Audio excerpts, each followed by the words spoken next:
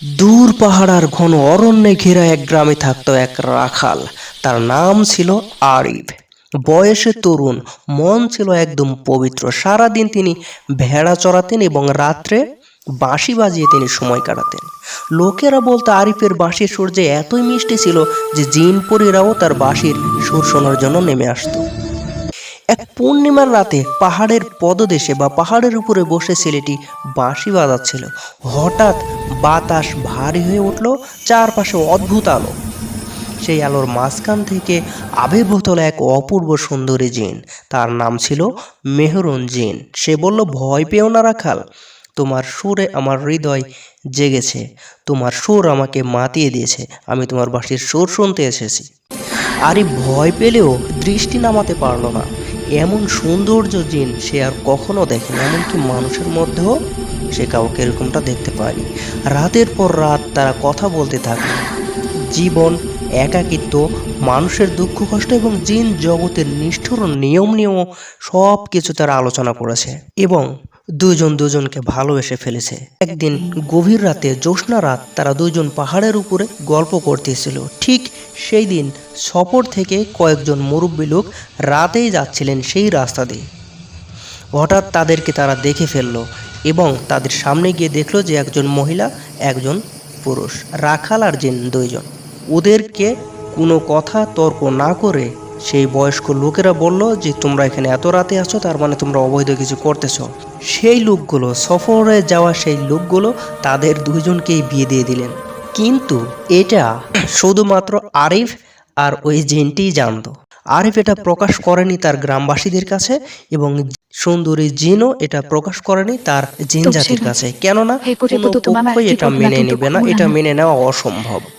একদিন রাতে সেই মেহরুন জিন বলল রাখাল ছেলেটিকে, চলো তোমাকে আমি আজকে পুরো বন ঘুরে দেখাবো।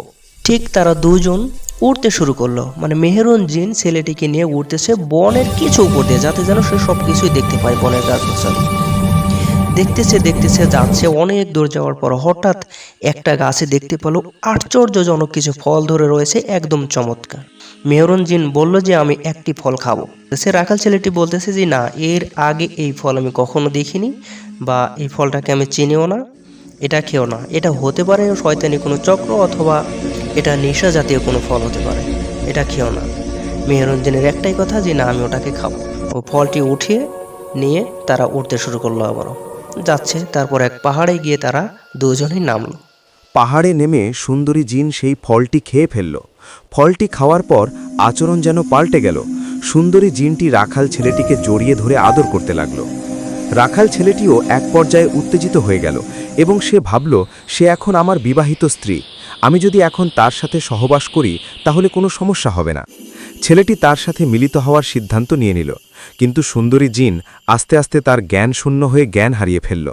ছেলেটি ভাবল, যেহেতু এখন রোম্যান্টিক মুডে আছি, মনে হয় সে বেশি উত্তেজিত।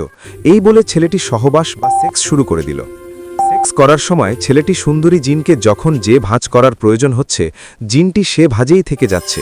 এতে ছেলেটির সহবাস করতে আরও ভালো হচ্ছে। ছেলেটি ভাবল, জিন জাতি মনে হয় সেক্সের সময় এমনটাই করে। বাহ, জিন জাতি কি অসাধারণ কৌশল অবলম্বন করে সহবাসের সময়। ছেলেটি সেক্স শেষে বা সহবাস শেষে জিনকে বলছে, আমার কাজ শেষ, এখন ওঠো। মেহরুন, তুমি ওঠো, তুমি কি শুনতে পাচ্ছ? অনেক ডাকাডাকি, অনেক ঝাঁকাঝাঁকি, তবুও উঠল না। মনে হলো সেই ফলের কথা, মনে হয় সেই ফল খেয়ে এই অবস্থা। আর আমি কি ভাবলাম, আচ্ছা যাই হোক, তার গায়ে পানি দিলে হয়তো হুঁশ হবে। সে ঝর্ণা থেকে পানি নিয়ে এসে পানি দিল, তবুও জ্ঞান ফিরল না। ছেলেটি ভাবল, ঝর্ণার পানিতে নিয়ে যাই, গোসল করালে হয়তো জ্ঞান ফিরতে পারে। তারপর ছেলেটি জিনকে নিয়ে ঝর্ণার পানিতে গোসল করালো, সেও গোসল করল, তবুও জ্ঞান ফিরল না। তারপর ছেলেটি পাহাড়ে তাকে নিয়ে পাহাড়ের গুহায় ঘুমিয়ে গেল। সকালে সূর্যের আলোয় দুজনেরই ঘুম ভাঙল। তারপর তারা দুজন দুজনকে বিদায় দিল। ছেলেটি গেল বাসায় আর জিনটি চলে গেল তাদের রাজ্যে। কিন্তু ছেলেটি জিনকে বলতে ভুলে গেছে সেই সহবাসের কথা। কয়েক মাস তাদের মধ্যে দেখা সাক্ষাৎ নেই। এভাবেই কয়েক মাস যাওয়ার পর জিন বুঝতে পারল সে গর্ভবতী। মেহরুন বুঝতে পারল তার পেটে যে সন্তান, সে শুধু জিন নয়, শুধু মানুষও নয়, সে ভবিষ্যতে দুই জগতের মধ্যে সেতু হবে। সে একদিন রাখালের কাছে আসে এবং তাকে বলল, আমি নিষ্পাপ, আমি জানি না কেমন করে আমার গর্ভে এই সন্তান আসছে, তুমি আমাকে ভুল বুঝো না, আমি কোনো অপরাধ করিনি। কিন্তু এটা কিভাবে সম্ভব হলো এটাও আমি বুঝতে পারছি না। তুমি কথা দাও তুমি আমাকে ভুল বুঝে দূরে সরে যাবে না, আমাকে তোমার করে রাখবে। রাখাল ছেলেটি হাসতে হাসতে বলল, শুনো, ইসলামের মতে তুমি আমার স্ত্রী, আর এটাও সত্য যে এই সন্তান আমার, তোমার ভয় পাওয়ার কোনো কারণ নেই। জিন মেয়েটি বলল, কিন্তু কিছু না করেই কেমনে সম্ভব হলো? বাচ্চা কি এমনিতে আসে? এটা তো আমার জানা ছিল না।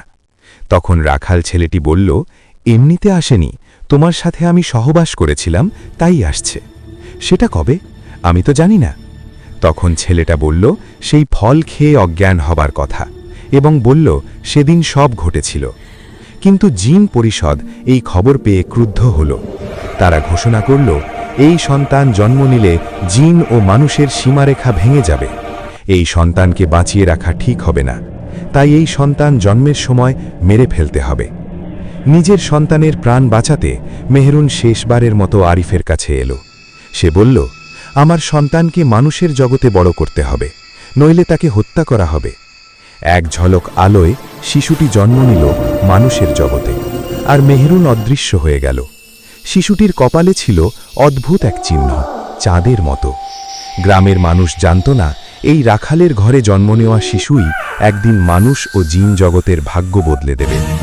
পরের পর্বের জন্য কমেন্ট করবেন, তাহলেই পাবেন। আর ভিডিওটি শেষ পর্যন্ত দেখার জন্য ধন্যবাদ।